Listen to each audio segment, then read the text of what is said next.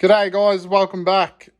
Today I'm going to be showing you guys how to make your very own brake bleeder using a Gatorade bottle, a 10mm spanner, 30cm piece of 1/4 inch plastic tubing, and of course some brake fluid.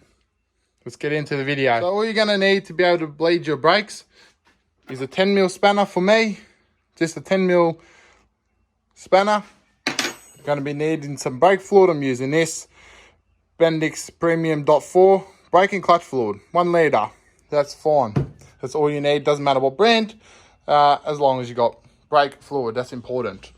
You're going to need 30cm bit of tube. I'm just going to borrow off here. Otherwise, you can just go to your local hardware store, pick it up. They're like, you probably get about 2 meters for about $5. Fairly cheap. And a Gatorade bottle. Everyone drinks Gatorade. It's a nice flat surface, so it'll sit good on the ground. And all you're going to want to do with your Gatorade bottle is take your lid off. I've already pre-drilled my holes, but you're going to want a hole that's going to be able to fit the plastic tubing inside. So that was just a 1/4 inch drill bit, and it was a bit tight at first. So I just went around, made the hole a bit bigger so that the hose fit nicely in there. You want it snug so it doesn't fall out. Then go ahead and get just a thin drill bit and just drill another little hole. So you're going to want to stick your plastic tubing through this big hole, and this here is going to be a little air breather, which when we pump the brakes, you guys will see the air will be able to go into the fluid and escape through this hole, therefore getting rid of any air pockets you got in your brake lines. We'll get the little Gatorade bottle we've made. So you want to have about, you don't need that much, but about at least 1/3 to 1/2 of brake fluid.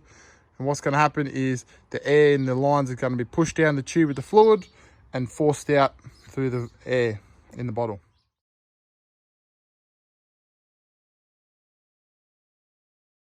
So I've just got the bottle here. Make sure your hose is going into the fluid like mine is. And it's just connected up on the breather. So we'll go ahead, start the vehicle up and just crack the breather, and then we'll show you how it breathes the air out. Hydraulics now. So this is a drum brake setup. And right there you can see just a little bit of brake fluid. Right there is your brake breather. So what we're going to do, we'll connect the end of the hose on the end of the brake breather. Then we'll just crack it and we'll pump the brake, and I'll show you what happens. So I've just gone ahead, cracked the brake breather, and then we'll pump the brakes.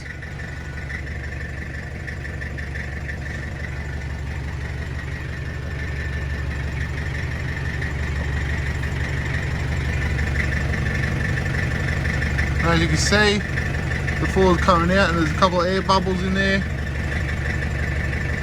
You just keep pumping it, and as you can see, there's no more air trapped in the line. It's a nice constant flow. So we'll just go ahead and we'll tighten up that brake breather, and that's how you bleed the brakes all on your own. I just under here to show you guys how the air comes out, but if you're in the if you're in the driver's seat, you can pump it by yourself. And as long as you got a nice constant flow like this, you know that you're all good to come out and just tighten out that breather, then untake the hose, and you can just reuse this to fill up your brake cylinder.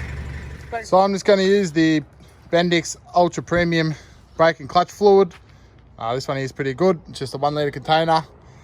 So just come over to here to your brake fluid reserve and just top it up each one. So I've done the first one. You can see how much it drops from just bleeding one brake. So you let it top it up each time, so you don't, otherwise if you run out of brake fluid, you're going to end up with air in your lines. So make sure you top it up after each one. I've just gone ahead, topped up my brake fluid, and I'll show you.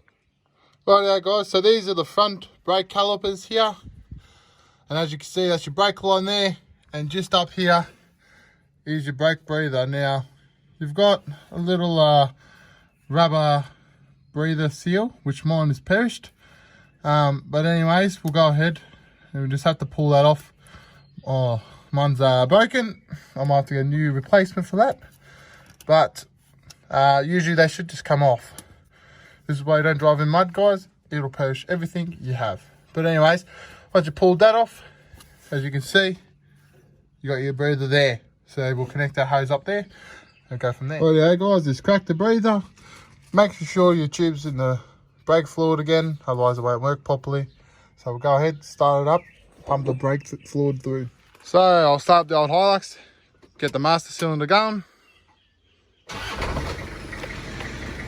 And once you've done that, you just come in here and you just want to press nice slow brake things. So all the way to the bottom and back up. Not real fast or jerky, just nice full movements of the brake. Do that 4 or 5 times and that should be perfect.